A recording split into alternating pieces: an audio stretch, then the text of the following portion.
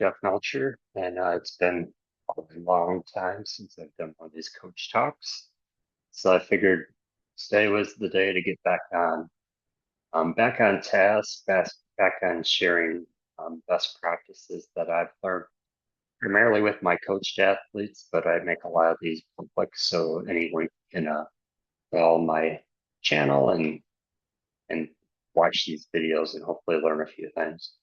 The links I provide as the comments for this video, those will be linked to the materials that I shared during the video, because I do have a few things to share.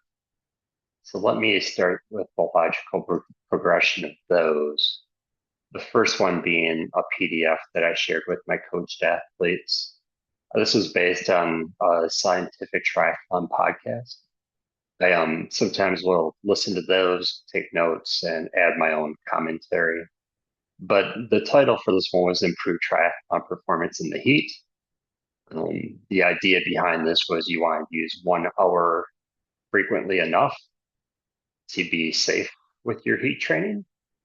You still want to take in fluids. You still want to do all the things smart. You want to keep an eye on heart rate, which I'm going to go into a practical example on. You can do these tests indoors, so to speak, and I call it a test because I think that you have to really watch your data and ensure that you have proper control. So again, for core temperature, most of us aren't going to have a core temperature sensor, but we can just go by how we feel and how our heart rate responds. So that's what I'm going to show the example about in just a few minutes. So whether you're running and cycling indoors and you're wearing extra clothes, you're turning the fan off, that's fine. Or you can go into, I guess, like a hot environment that we're experiencing right now in Wisconsin. I think it's about 85 degrees this morning, 10 o'clock a.m. When I did my training.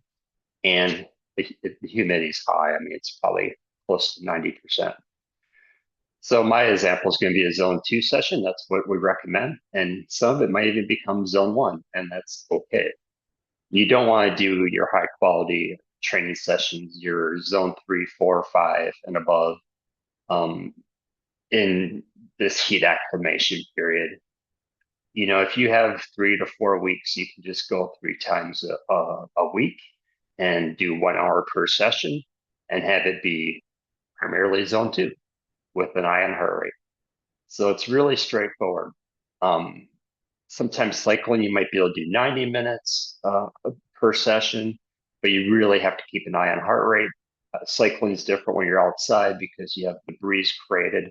Again, if you're indoors, no fan, um, and maybe even a little heat turned up, you really got to be careful. So watch heart rate and make sure your hydration, your electrolytes are on point. So that's probably it for that article.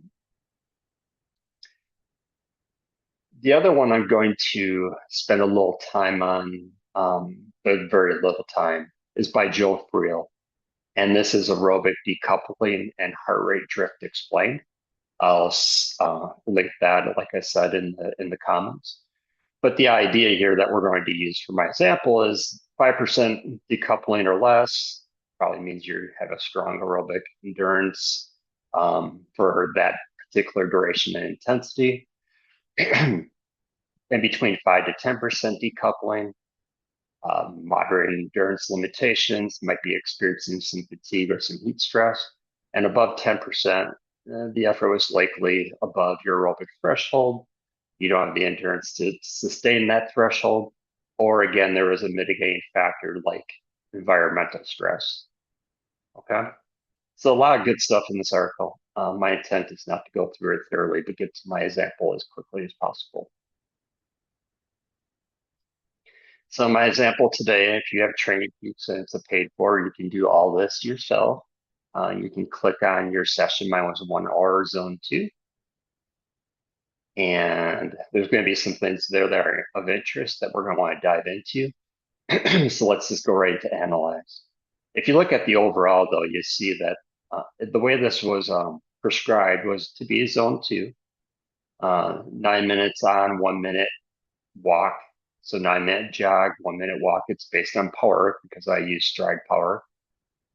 The average pace on a call it a perfect day, would have been about 8:49.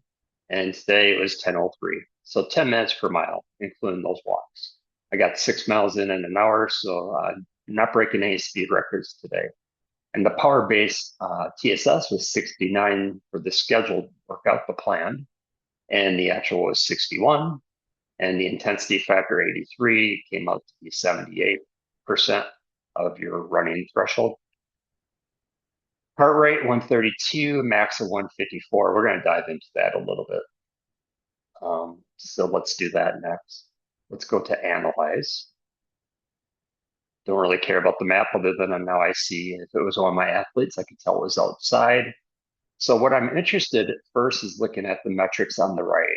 I can see that for this session, power to heart rate drift was 10.9, so about 11%. So that's going to be into the moderate to high stress limit. So if you remember to the article, 10% was about the cap, and I came in at 11% today. And my voice actually proves it. I get a little bit hoarse when I get into these situations. So graphically speaking, this was my power, and you can see the power was pretty steady for the first 4 blocks of 10 minutes. And then I took it down for the last 2. So they're about 10-minute blocks, 9 minutes on, 1 minute walk. And my walks became longer, start using that full 1 minute. And then when you add heart rate to this, so this is power zones, you can see I went from zone 2 to zone 1. So if we add heart rate to that, and then we add heart rate zones, so we'll say show my zones, and then we can click up to have it be just zone 2. Now you get a better picture, graphically speaking, of what this session was like. I warmed up, I got steady, held it steady, saw I was getting into heart rate trouble, and I started backing down the power, but my heart rate stayed right at or above my aerobic threshold. So for me, that heart rate's probably about 138 at my upper end. Usually on hot days, I'll give myself 5 beats extra. So I would really watch that I don't go over 145 in the heat. And here I'm at a top of 152, 150, 152, 149.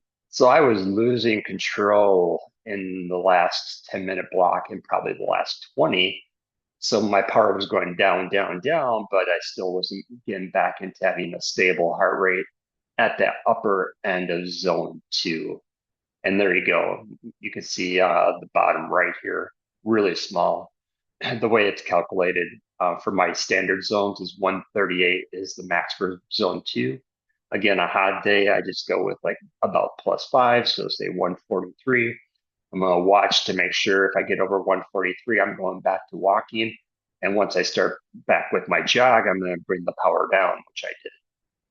So just to give you a number of that, if we look at this guy, or my average power was 215. And when I was in my not overheating stage, my average power was 235. So I dropped 20 watts. So what did I learn by this? On a hot day, 85, 90% humidity, I probably should have maintained 220, 225. That's not real exciting stuff. That's probably about where this block was. Yeah, 224, and my pace is 9:30 for minutes per mile. So yeah, that's a little awkward to run that slow, but that's probably where I should have done this full run. And if it's like this when I do it again in a couple days, I'll do that and see if I can keep better control, maybe add another 10-minute block. So I think you get the drift. Look at the summary. Yeah, there's some interesting things. Dive in on analyze if you're a paid for premium member, if not talking with your coach. They can share the same thing. Do the entire workout and you'll get your metrics up here 11%, above 10%. I was getting into the danger zone. How do I see that? If I want to see it, I add heart rate and I add show my zones and I go up to zone 2 for heart rate and I can see the time spent over, even though my power, or it could be pace up here, drops down. So trained peaks will do this for pace versus heart rate, or par versus heart rate, depending if you have a par meter or not. And again, this is referred to as aerobic decoupling. So I was done. And I can even show you a little bit more of a statistic here. So let's get out of this guy. I weighed myself before and after. We'll open up this. So before I was 162 and after I was 157. So it's safe to lose about 5%. So that's going to be 8 pounds. That's what's safe to lose. But I lost 5 pounds in an hour. I mean, if I kept going for a second hour, I would have lost 10 pounds or more, most likely. It takes a while to get your body up to temperature. So yeah, for 10 or 20 minutes, I was warming up. Another 10 or 20 minutes, I was relatively stable. And the last 10 or 20 minutes of the 60-minute run, I was going nowhere but down. Lessons learned.